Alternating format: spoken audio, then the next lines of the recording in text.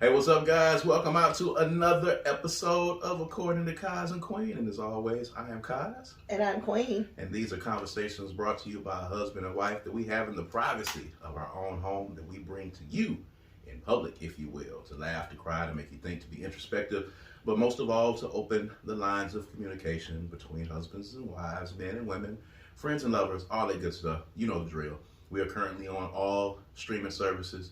You can follow us on all social media platforms. Of course, we're on Spotify, Apple Play, Google Play, Amazon Music, wherever you listen to podcasts, you know, the audio type, we're there.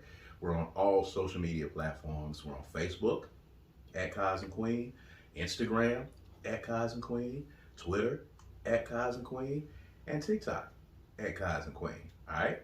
You know the drill. And of course, if you'd rather see our bright, shiny faces, we are on YouTube, youtube.com/Brad Kamikaze Franklin, youtube.com/Brad Kamikaze Franklin. You know the drill. I'm gonna put my fingers right here. You'll see that on the screen if you're watching us on YouTube. Go subscribe to that channel. Subscribe and turn on the notifications and tell a friend. All right, we are inching towards 1,000 subscribers. You can also listen to us on Black with No Chaser Radio. Just download the BWNC radio app. It's a lot of really dope podcasts over there. Shouts out to CJ and the whole crew over there at Black with No Chaser for having According to Kaz and Queen on that platform. That's pretty dope. And this is brought to you by the Kundi Collection. You see it. Heel shirts on right here. This design, of course, created by my beautiful bride. All right. The heel shirts are available at www.kundicollective.com. www.kundicollective.com. Make sure you're checking it out. And make sure you keep joining and tuning in. All right. So we are here. We're going to get this thing started. I'm going to start off right off the bat because this has been pressing me for the entirety of the day here. I saw Chrisean. She got Blueface tatted on her face. You saw that? Mm-hmm. You did? Yes. What I want to know now is, and I think the people of America that are listening to this want to know, where is my face tattoo of me on your face? Let's just start there, okay? Let's just cut right to the chase. Let's just get this out here in the open right now. My face on your face, my tattoo, where is it? Who are you talking to? I'm talking to you. To me? Yes, I'm talking to Where is your face on my face? Where is my face on your face? Because, you know, I don't know the level of love that Chrisean has for Blueface, but I know that you love me. I know that my wife loves me. You love me, right? I do. And you love me hard. Hard. Yes.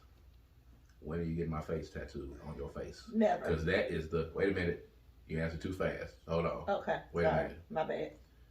Because that may be the new standard to determine the level of love that exists. We've been doing this for 14 years and several years before that. That's now the new standard of love for idiots. For idiots? Yeah. There's a better word out there than idiots, but I can't think of one. All right. Immaturity, trauma bonds, all that extra unhealthy stuff.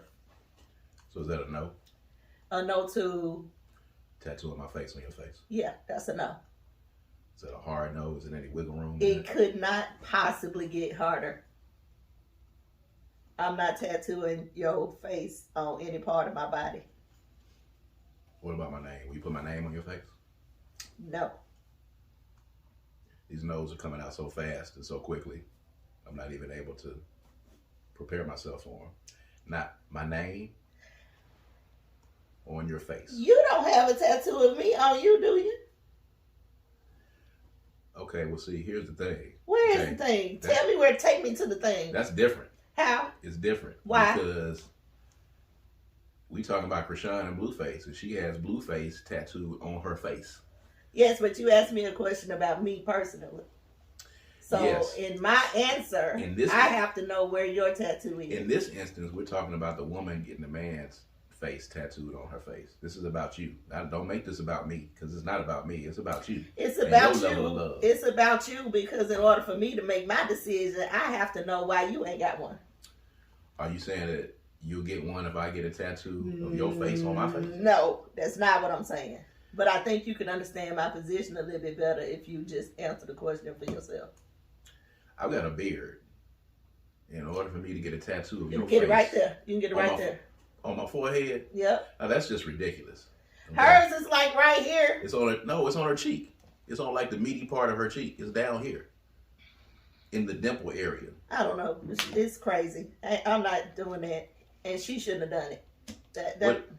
What do you think the end game is for that? Because, you know, they're not even really supposed to be together. They're supposed to be mad at each other. Clearly, it's a trauma bond that is going on. But when is she going to come out of that? Because here's my thing. I see two ends to this. I see her popping up one day and getting old and wise enough to say, this is ridiculous. And I hope and pray that she has the money to go get that lasered off her face when that day comes.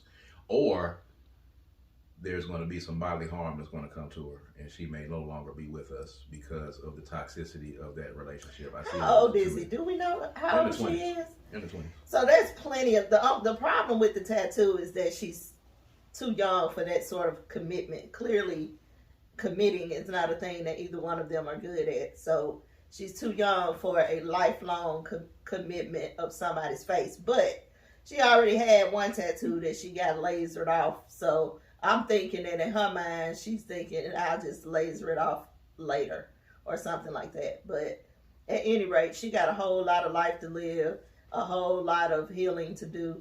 And she ain't ready. She's not at the point where she's ready to even look at herself and look at the situation. I was looking at a live she was doing, and she was just literally on the live. She wasn't doing anything, talking about anything, or correcting anything. Not the part I saw. I'll admit that I didn't watch the whole thing, but I watched enough of it to see that she wasn't speaking to anything. Right. But the comments under there was going in on her, in on her. She was oblivious. I don't know if she couldn't see the comments or if she is deliberate about trolling or having just getting on there so people can follow her or what. I don't know what she's doing. When you're getting paid, once you get to her level of engagement and her level of followers, you can get paid by the amount of time and the amount of people that watch your live videos. A lot of people will just go live and just be there for the sake of being there. Well, I guess she accomplished that because there were people on the live because they came on just to tell her how foolish she was. Mm-hmm. So if that's her plan, then I guess, getting him plastered all over your face while he's in jail, sis. Like, he's in jail. And before he went to jail, he was with the other chick. Y'all wasn't even together. Mm-hmm. So I don't know what she doing. She got a baby. It's the most unhealthy thing that we get to see since Bobby and Whitney. And Bobby and Whitney held they stuff back some. We get to see them play right out in front of us. Well, Bobby and Whitney had an element of talent that we could be distracted occasionally because they'd have some hit records. And they were very clearly on drugs. Oh, absolutely. I mean, I guess one could say the same for Blueface and Chrisean. I don't know. I mean, we know she's smoking. These days. Yeah, she is smoking. But I don't know. I mean, a lot of those cats out there snorting powder, you know what I'm saying, in this day and age. That seems to be a regular thing. People are doing that like out in the open in front of people now. Yes, it's weird, ain't it? It's crazy as shit I've ever seen. Do you know before. that I can see you? Yes, we can see you snorting that cocaine, sir. Why are you doing that? Right here. What's wrong with y'all? It's crazy. Like you're just taking it out and you're snorting it like, hey, Hey, you want some of this? No, I do not. And I'm insulted that you asking me. What is wrong with you? Do I look like I want some? That's the craziest shit. It's normalized now. People are snorting powder. But I have become really desensitized to Chrisean. I don't know. I used to feel kind of sorry for her. I pitied her. I even prayed for her. You know what I'm saying? But that's one of them situations where I'm going to keep my prayer to myself, at this point. Because I think she's choosing hardship. You feel like your prayer. We talked about this on, was this season 1? It might have been season 1 on one of those episodes. We on 3 now? Yeah. It might have been 2. We 'Cause probably that's revisited it in 2. We was talking about your prayers landing. So you think you throw that prayer out there, you think you're wasting it. If you throw that prayer out there to Chrisean, you think you're wasting it? I don't know if prayers can be wasted. Time can be though. I mean, it takes time for you to pray if you're praying good. Yeah. I don't know if I'm wasting the prayer as much as I am wasting my time. Because she's definitely not ready. Like, the more people pile on and say she looks foolish, the worse she's going to go in. That syndrome, because Whitney did the same thing. If we're being serious, a lot of these, you see women go through this cycle of utter defiance, because the tattoo to me is just defiance. Yeah. I don't know if I really even still like this dude like that, but I'm going to get his face tattooed on my face just because y'all don't think I need to be fooling with him. But we've also talked about this being the age of shock and awe. Yes. So if that's what you into, and clearly she is, because everything she do is for that purpose. So if that's where you are, then you hit a lick when you did the tattoo on the face. I mean, I just hope there are no people out there who think this is cool in any way, shape, or fashion. I mean, it's one thing to do the name. I wouldn't do that either. I'd do a symbol or something that both of us, that represents us both, that means something to us. You wouldn't put that on your face? I'm not tatting my face. Okay. Under any circumstances. That's a hard no on that. That's just not me. That's not my thing. I don't have no problem with people doing it, but it's not my thing. I'm not going to tat my face. In fact, at any given point, every tattoo I have can be covered up if I choose to. And I can show every one of them if I want to. But I like to be able to have that choice. Because you're going to get older at some point. Absolutely. The tattoo I have right here is the only one I regret. The placements. Because it is absolutely representative of that one season of my life. It doesn't represent anything before or after. It represents where I was right then. And I have to look at that tattoo every time I look in the mirror. And I be like, I'm not there no more. That doesn't represent me anymore, but it's there. I mean, it kind of represents me, but not as boldly and loudly as it was at one point. So if we're going to continue to change, one could argue that in 3 years, you're not going to be thinking about Blueface. Is that the only tattoo that you regret? Yes. And I'm not really going to say I regret it as much as I wouldn't do it again. What about my favorite? It's not my favorite, but I don't regret that one because it was just badly done. It was terribly done. It wasn't terrible. It was just not necessarily the best. I call it the flaming turkey.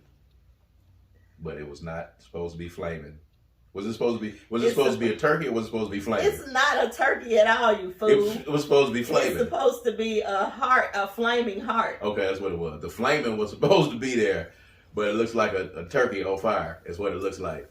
We had a tattoo guy, ladies and gentlemen, that used to tattoo. Look, the man was drinking Jim Beam. Let me tell you something. I'm going to tell y'all a quick story real quick, okay? So, David Banner and I in a group called Crooked Letters, we went to Mobile, Alabama. It was one of our first shows on the road. We had a big record in Alabama. We were brought there by WBLX in Mobile. Shouts out to all the people in Mobile. And we went down on this street. The record store was on this street, and there was a tattoo parlor next to the record store. We went into the tattoo parlor, and there's this old biker looking guy with a beard. His name was Chuck.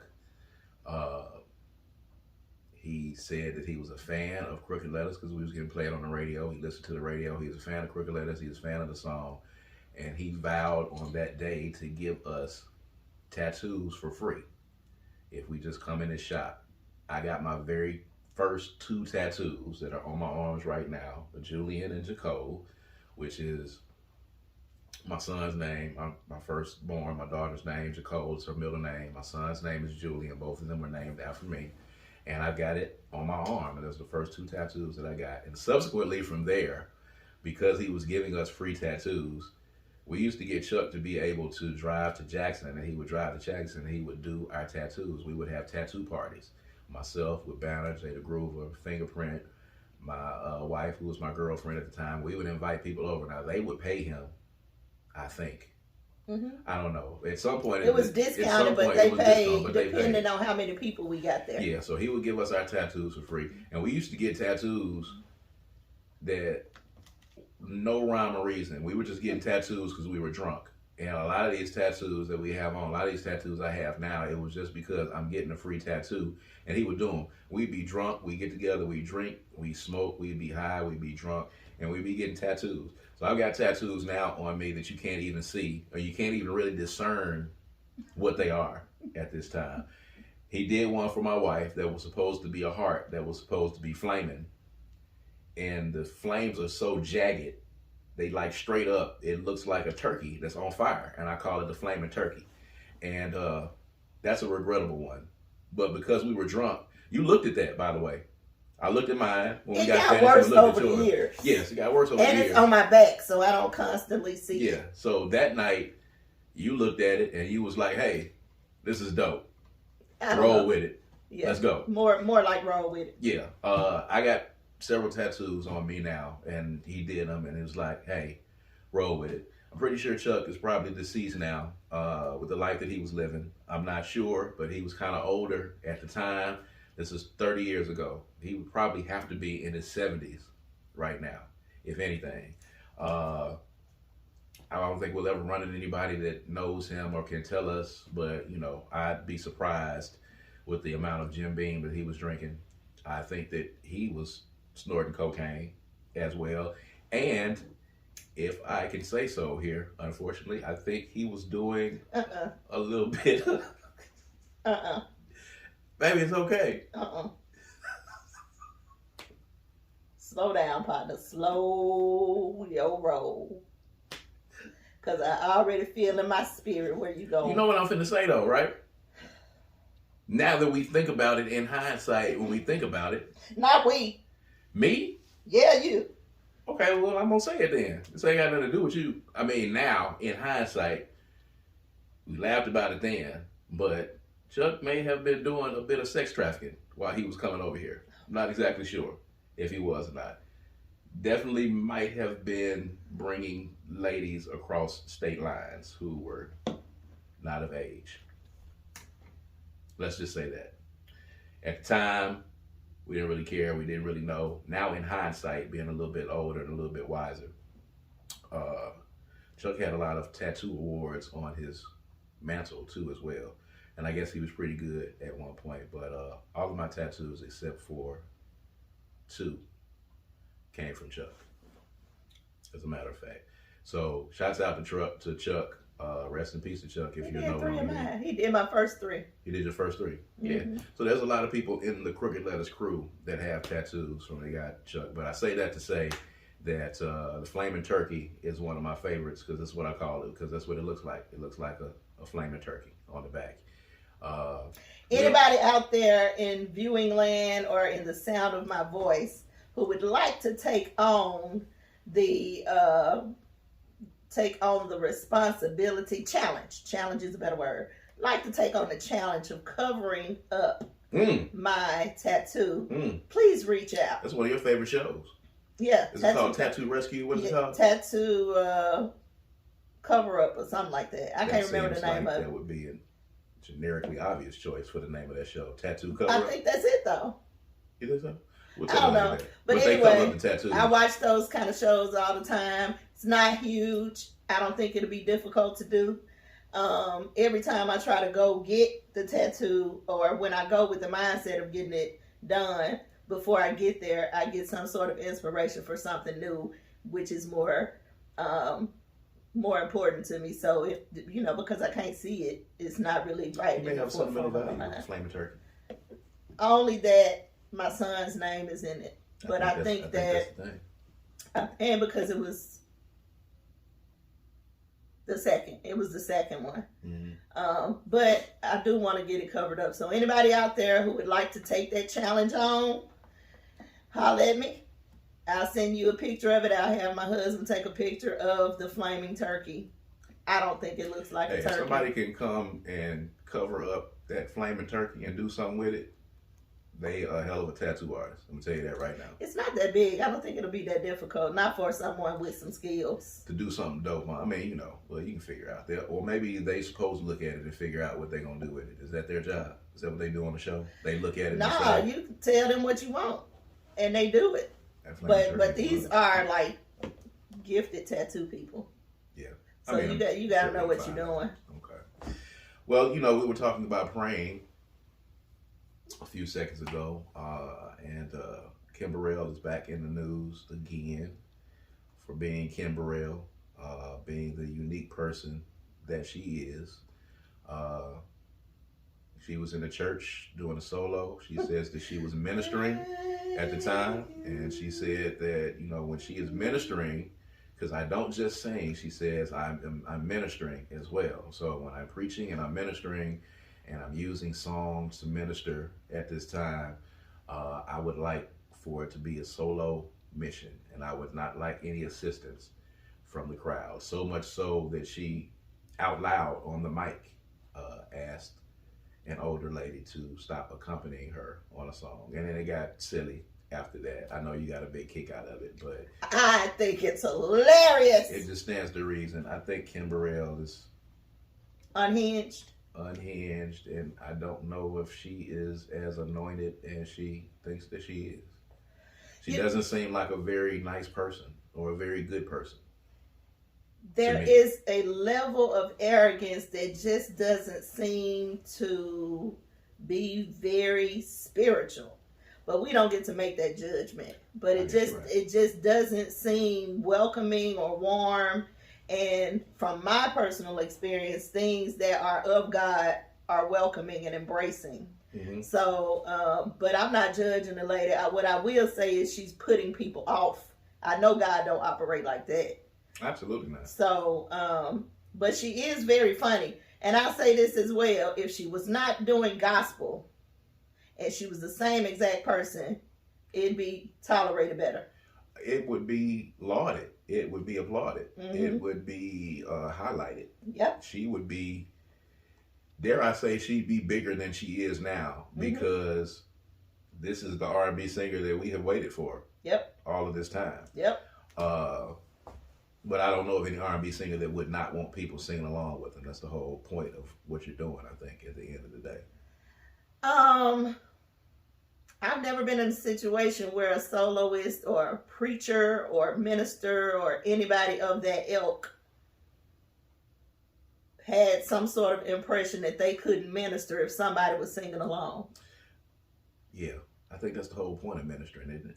If you can move me, because that might be my worship, my praise to sing at that time. So if you can move me to it, now I can't do it because you don't like it. Now I can't do it. You're a poet. We're going to put that on a t-shirt. You can move me to it, but now I can't do it. That is. That's whack. Kim Burrell. Put it at the bottom. Right there. You can move me to it, now I can't do it. Is it customary? I think you probably spent more time in the church than I have. Is it customary that you do the solo ministry? I mean, is there any rule or moray that exists within the church that says that Kim Burrell was right to ask that lady to stop joining her? Nothing. Nah.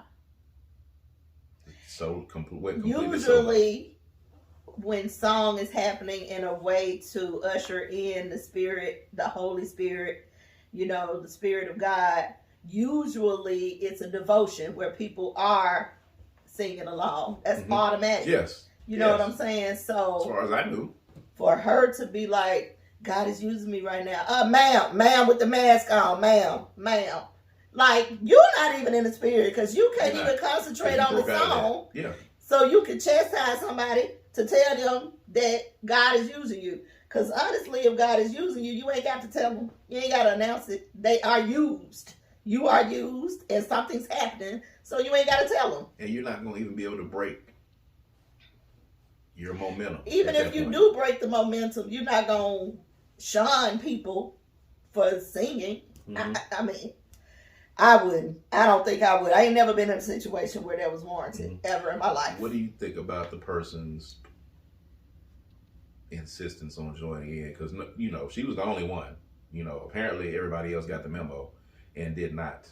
This one, you think she was a visitor? Well, I mean, why do you think she decided on this In day my that I'm going to head, join in? what I visualized is that she actually was in the spirit and could not even hear that woman. Couldn't even hear Kim Burrell. Couldn't hear Kim Burrell telling her not to sing. That's what and if that's the case, Kim was wrong because she stayed on that woman till she brought her out the spirit to hear her. That is true. You broke the whole mood. You broke the whole vibe. Just for you, selfishly for you. Selfishly. God doesn't like that. God don't like that. And I'm not an authority on it, but I don't think he would be too fond of that. God don't want that. You reached out and you let God use you enough to move somebody, and then you said, "Excuse me, God, I need her to know not to sing over me right now because you using me." It's almost as if she grabbed God by the shoulder and was like, "Excuse me, God." And ma'am, with the mask on, I'll get back to you. No, that's not how that goes. You stopped God and was like, "Hold on one second, God," and push God to the back. Hold on 1 second. Give me 1 second. Give me 1 second, God. That lady over there. Yes. I got to get her right. He's not. He didn't. That's not of God at all. That's not of God. She should not have done that. That's crazy talk. But it stands to reason again with Kim Burrell and her antics. And there's always apologists for her online, but she is absolutely really fond of herself. I mean, she is. And I guess you don't get to this level of celebrity or whatever you would call it. I don't know what level of celebrity we say Kim Burrell is, but you have to have a level of selfishness. I'm pretty sure she has it in spades. I think selfishness can be a positive thing or a negative thing. Can be. And I think that the selfishness we're seeing for her is not positive. Yes. It's arrogance almost. Not almost. Arrogance. Yeah. Period. Not confidence, not self-assurance. Braggadocious. And it is, what is it, baby? One word. Déclassé. That is it. Back at you again in season 3. Déclassé. Y'all know what it is. When we say it's déclassé, it is déclassé. So I sent you this conversation between Ocho and Shannon Sharpe. I thought that you would get a kick out of it. Got a kick out of it, baby. That thing was funny to me. Here's the thing, of course, we're coming off the heels of the NFC and the AFC championship games. Have not been following football this year outside of the highlights and watching people go back and forth this year. I can't even remember the last time that I've actually watched the game all the way through, and I'm pretty verklempt about that because I was very intent over the years in watching games on Sunday. But other things I think have taken precedent. But at any rate, we have a Super Bowl coming up with the 49ers, with the Kansas City Chiefs. And it's at the point now where I think America, Black America at least, is sick of the Kansas City Chiefs because we are sick of seeing Taylor Swift and her homogenized, gentrified swag surf that she has done.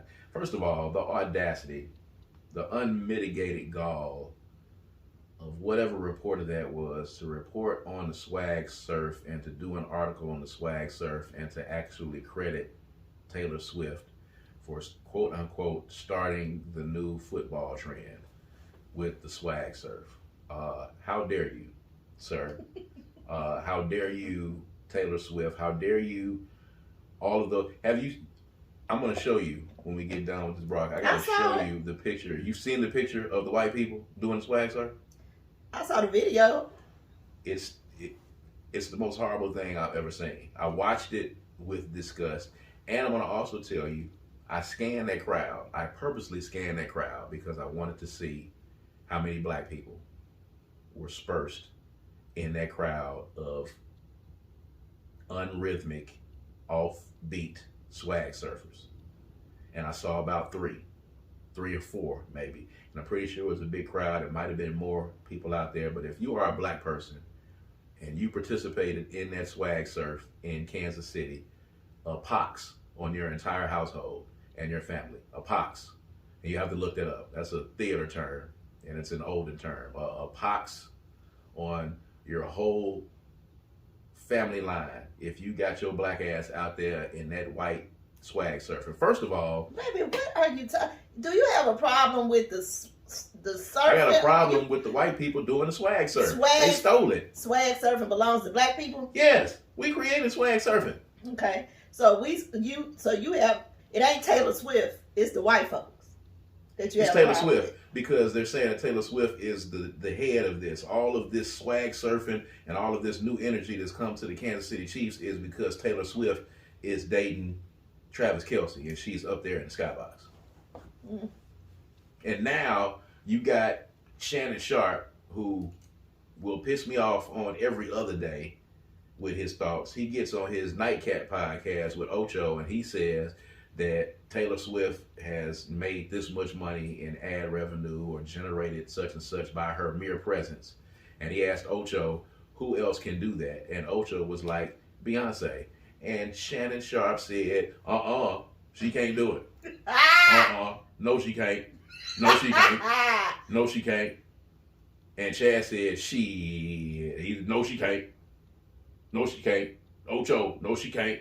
No, she can't. And I got pissed off again. Because in my head, I started picturing those white people doing the swag surf again. And I got mad. And then here is Shannon Sharpe, black ass.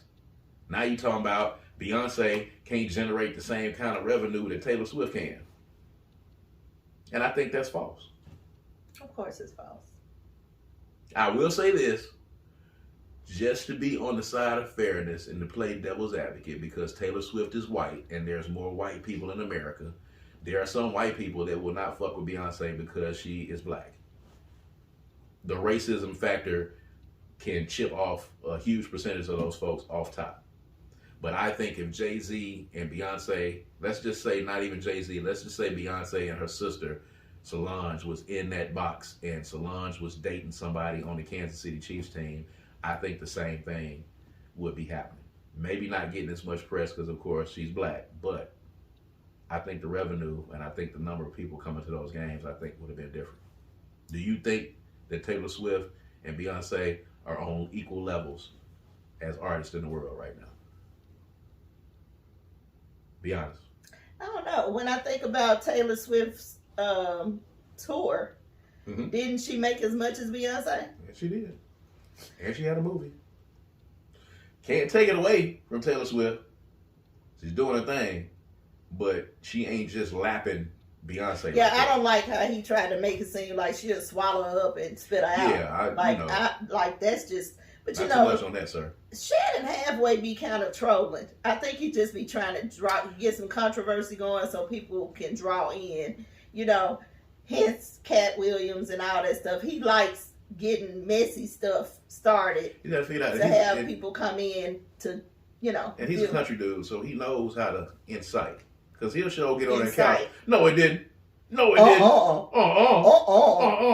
on now. Come on. I'm just a messenger. Hey, that was a pretty good Shannon Sharpe impression, baby. It's easy. It is easy. All you gotta do is try to sound, Yeah, that's it. And lisp the words a little bit. That's it. No, man. Come on, man. Come on now. Shannon was so outdone. He wasn't even prepared for all the opposition. He wasn't. He was so outdone. He was just like, what? He was like, shit. And Shannon was so animated, and Chad was like, wait a minute. Are you that strongly in opinion of it? Like, I was hoping you'd be like, oh, okay. He's trying to get that white bread. That's what he's trying to do. He is on a bag hunt, clearly.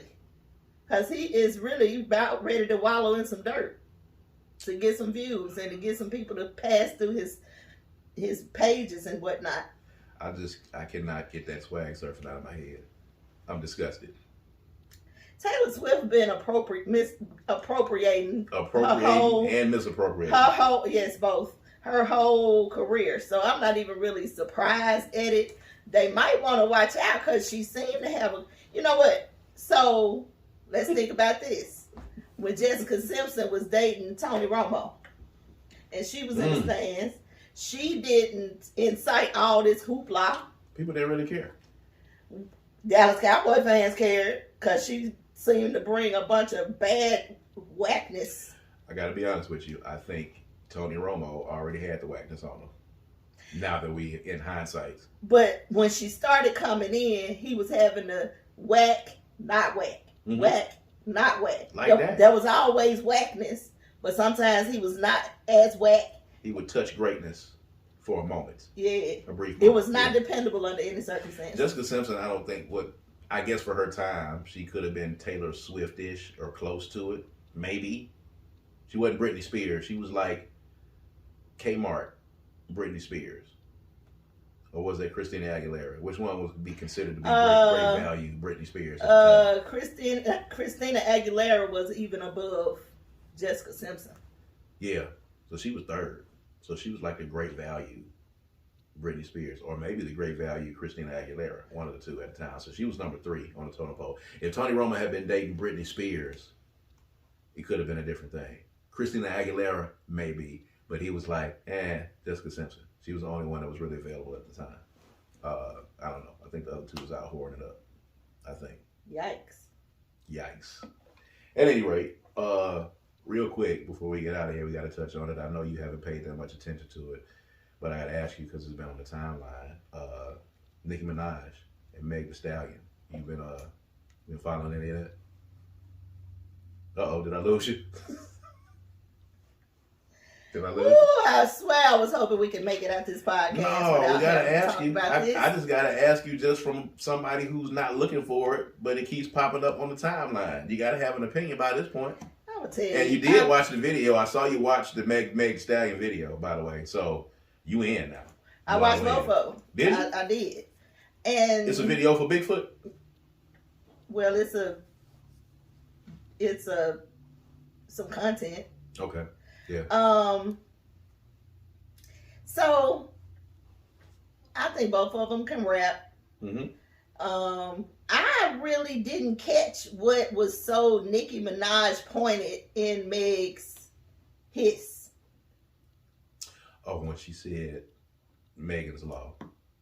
That's specifically a sex offender law where you can't go within a certain amount of yards from a school or a playground or anywhere where there are kids. Oh, so that's why Nicki got so hot mad. Yeah, but you get mad at the truth. Your husband is a convicted sex offender. Well, that's what usually make people mad, the truth. And so she made a whole diss song about Megan because of one line. I think so. I think that was the only line that might have been directly or Sounds indirectly like about Nicki Minaj. Struck dog. Hit dog hollered. That's what it seemed like. Nicki Minaj stayed on live 72 hours. 72 hours straight. Now, of course, there were jokes about how in the world Nicki Minaj could stay on live for 72 hours because there's speculation that, she does a little bit of that, you know what I'm talking about. There's some speculation. She ride the white horse? A little bit of that, You did it again, and I still don't know what that is. You know what I'm talking about? You remember the movie where the dude did that? And he was talking about, he was talking about them snorting cocaine and doing all the shit, but he just made the sounds. Was it Kevin Hart? It might have been Kevin Hart. That seemed like something Kevin Hart would do. It might have been Kevin Hart. It might have been Kevin Hart. But yeah, so there was a joke about that because she stayed on live for 72 hours. She was really struck. That thing hit her hard. And Meg ain't said nothing. It hit her hard. She hasn't even responded. Like, it hit. She's 42 years old. Megan Thee Stallion is 28. You 42. She's not happy with her life choices. She can't be. You're married to a sex offender. I mean, it is what it is. He can't go. You got to be prepared for that. You're a rapper. You got to be prepared for people to come at you on that. In battles, there's nothing off limits. Nothing. I wasn't even mad at the shot she was taking at Meg's mom being dead. It's a battle. That was a little far for me. But it's a battle. It goes there. I think if only other MCs can understand you going there, it's too far. Because y'all ain't the only ones that's listening. That is true. And I agree.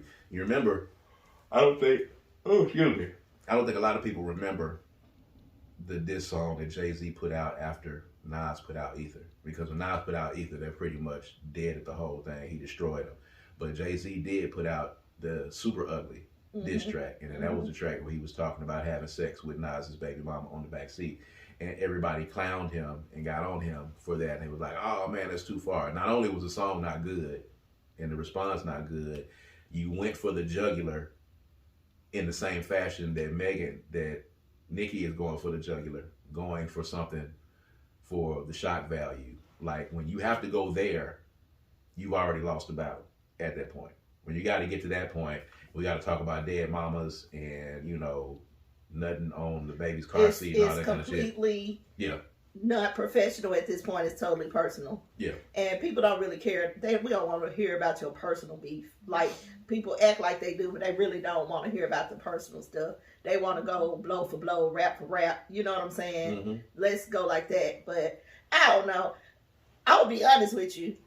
I was already on the fence about Meg. Nicki has always been touch and go for me, so I'm not even excited about this. Nicki and Remy had me excited. I was excited about their little thing they was doing. Nicki and Cardi had me a bit excited. This, not so much. I'm not a big fan of either one of them. I don't think either one of them. Meg rapped her butt off. She rapped. She did rap. Nicki has a delivery that she can make anything sound good. Doesn't necessarily have to be pointed. You know what I'm saying? She has inflection. She's got delivery. Her delivery is sound, but I don't think she met Megan where Megan was. So if it was who you giving it to, it's 1-0 Meg. So when you're in a battle, you gotta. This is about lyrics. The stuff that Nicki does when she does her voice like this and that's not battle tested delivery. Okay, it's entertaining. It's entertaining, and that's what you put on the records that you put on the radio. But this is a battle. You gotta rap.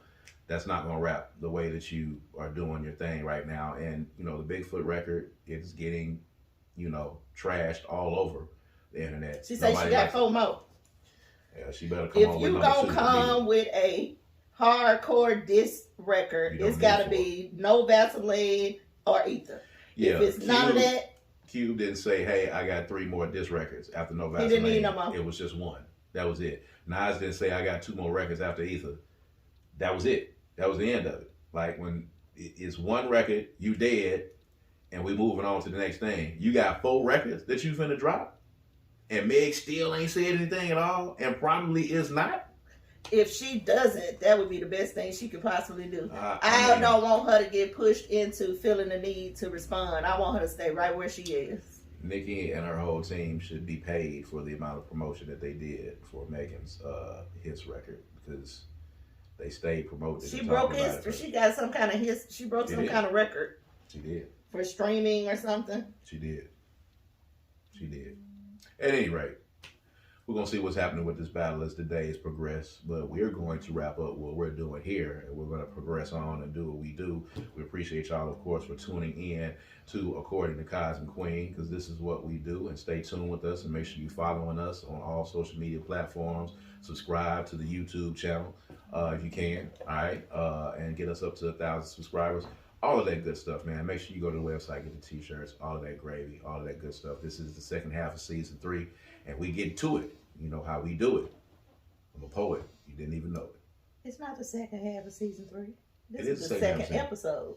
It's the second half of season 3. We started season 3 before the holiday. Oh, okay. Yeah. Okay, then. Catch up now. Catch up. I'm rolling with you, bro. Catch up. There it is. All right. So anyway, we about to get out of here. I'm Kaz. And I'm Queen. And this is According to Kaz and Queen. We're going to holler at you guys next time. All right. Peace out. Peace.